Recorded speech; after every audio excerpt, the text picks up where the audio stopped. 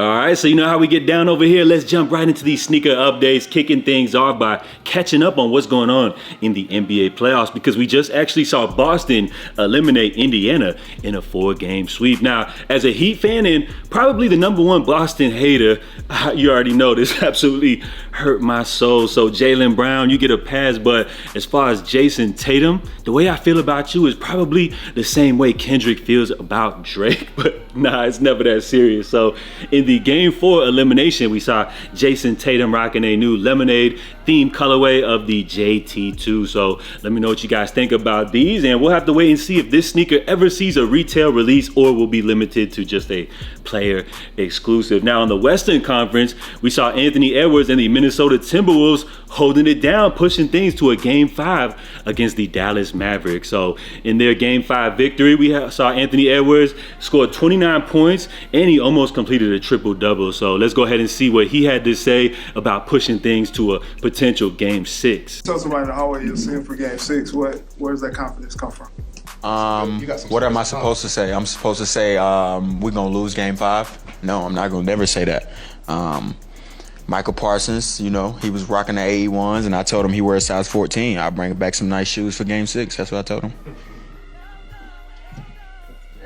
So this man, Ant-Man, is literally a walking billboard for Adidas, and I hope when it's time to renegotiate that sneaker deal, Adidas gives this man a bag. Plus, I'm hoping that Minnesota can push things to a potential Game 6 and maybe even pull off the impossible by winning the series, because I would much rather see a Boston-Minnesota matchup than a Boston-Dallas matchup. But regardless, I feel like this whole playoff run has been an absolutely wild ride. Now, in other sneaker news today, Nike and Jordan Brand, they released the Latte Jordan 1 women's exclusive colorway, which is a nice contrast to the Mocha pair which dropped a few years back. So if you're a Jordan 1 connoisseur, I would say this is definitely one that you probably don't want to pass on, but because they are currently sitting right now via the sneakers app, it may be a release that you possibly want to hold out on, potentially being able to grab these on discount here in the near future. Now we also have a first look at the upcoming Jordan 3 Quad 54, which is actually set to be releasing coming up this summer. So of course this pair represents the annual street ball tournament held every year by Jordan Brand. So as far as their typical Quad 54 releases, I feel like Jordan Brand tends to usually get real funky with the colorways, but as far as this release, I would say these joints are pretty tamed, and we have a more detailed, probably the best look yet at the upcoming Jordan 3 Amamaniers. Now when images of these first hit the net, I would say the majority of people were really hating on these, so let me know with these more detailed looks here, has your opinion changed on these at all? Personally, I would say I kind of am leaning a little bit more towards these than the last Amamanier 3s that they released. And then as far as Adidas and YEEZY, of course, Adidas kicked off things in a major way this week with the big YEEZY drop that went down on Monday. Now, when compared to the last major YEEZY drop, things were absolutely night and day, as we've seen the majority of these pairs are currently sold out via the Confirmed app. So it looks like a lot of people, were buying these joints up, in fear that possibly this could be the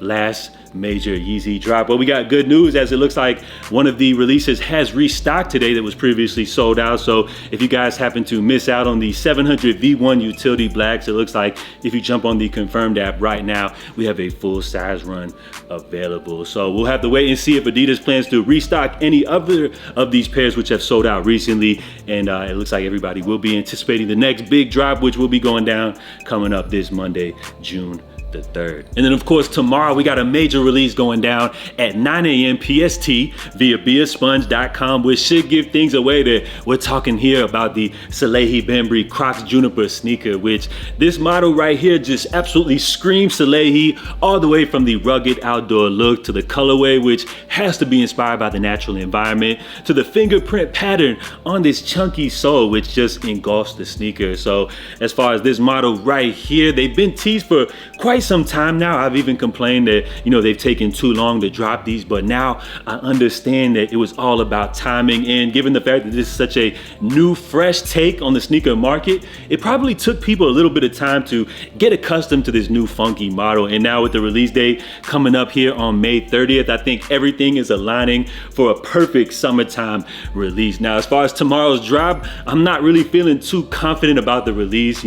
Anytime we get a new fresh release like this on BS sponge. Things could get a little messy, but as far as this drop, I'm definitely going for these. Now, if I do miss out, I will maybe have to pay resale. I'm not gonna pay anything crazy, like I'm not paying $1,000+ or anything like that, but if I can get these joints for close to around retail, I most definitely want to check these out, because I feel like for me, just out of everything that we've seen dropping so far this year, I would have to put these on my list for a potential sneaker of the year candidate, even without having to try these out. So we know he's teased a couple of other colorways, but this will be the debut, which will be a pretty big release given the fact that the success of the Polex clogs from Crocs and Salehe and everything like that. This will be his first endeavor with a sneaker collaboration with Crocs. So I'm hoping this will be a huge success, and you guys already know I'm digging these like that. So let me know what y'all think about these, and will you be going for these joints tomorrow? Plus, drop your feedback on all of the topics covered here today, and let me know if you guys are